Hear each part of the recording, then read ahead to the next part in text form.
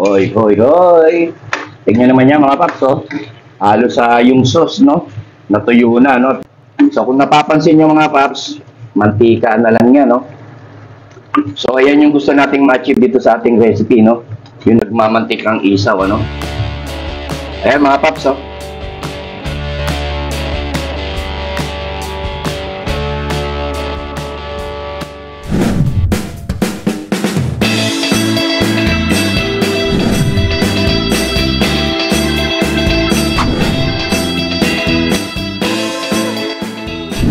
So, welcome back po dito sa ating channel mga paps. So, for today's recipe, magluluto po tayo ng napakasarap, no? At talaga namang katakam-takam na adobong isaw ng baboy, no? So, wag na natin patagalin to. Medyo ginugutom na ako. Tara, simulan na natin to. Let's go!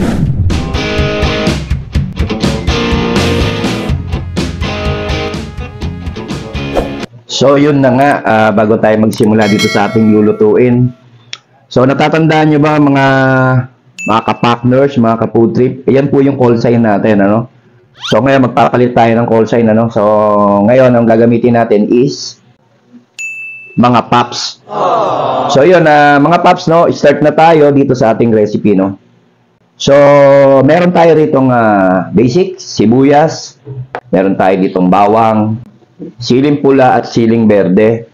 Mga paps, meron tayo rito mga pamintang durog tsaka 2 daon ng laurel, no? Seasoning granules, ano? Toyo. Meron din tayo ritong suka. Meron po tayo ritong 1.5 kilong isaw, ano? Ayan, no? Malinis na yan, mga paps. Tapos meron tayo ritong yung pinagbaklasan ng isaw, yung pinaka-chicharon niya, no? So, hiniwalay natin siya, no? Ayan. So, yun mga paps, proceed na tayo para makapagluto na tayo. Let's go! So, pakuluan muna natin tong isaw natin, mga paps, no? So, lalagyan lang natin yan ng aromatics, ano? Dahon ng laurel at saka pamintang buo. Lagyan din natin siya ng asin. Kanina, maaga pa, nilinisan na natin yung isaw, ano? Yung pinaka-loob ng isaw niya, so, tinapat natin sa gripo, inalis natin kung ano yung meron dun sa loob niya, no? Tapos, nilamas din natin sa asin yan, tapos binanlawan natin, no? So, yun, ganun lang yung paglilinis ng isaw, ano?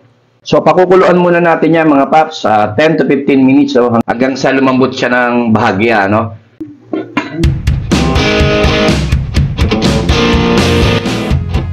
After 15 minutes, patay na natin yung kalan. I-rest lang natin siya, no? Palalamigin muna natin bago natin siya hiwain, ano? Balikan na lang po natin siya. Let's go!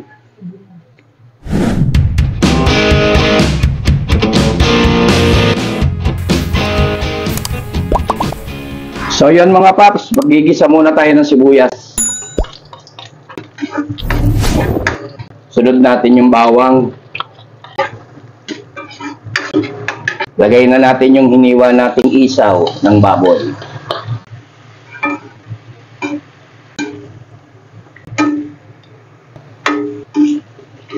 So, yun mga paps, after 2 minutes, ano, naisampot siya na natin ng bahagya itong isaw. Pwede na natin lagyan to ng mga aromatics. Lagay na natin yung pamintang durog at saka itong ating dahon ng laurel. Lagyan na natin ng pampalasa. Lagyan natin ng toyo. Suka. So, takpan lang natin to mga paps. Balikan natin after 2 minutes. Let's go!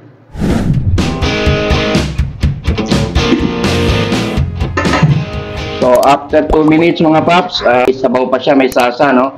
Iigain lang natin yan mga paps, no? Dahil patuyo itong gagawin natin, no? So, babalikan na lang po natin to mga paps. Takpan natin ulit, no? Let's go!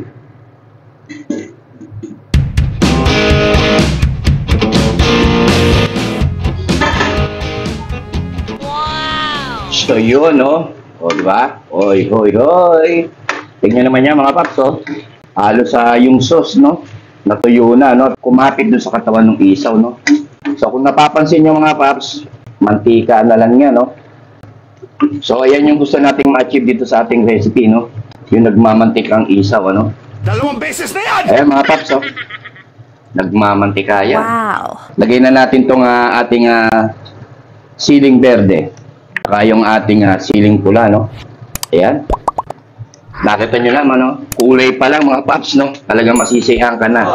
Matatakam ka na dito sa ating nilulutong adobong isaw, ano?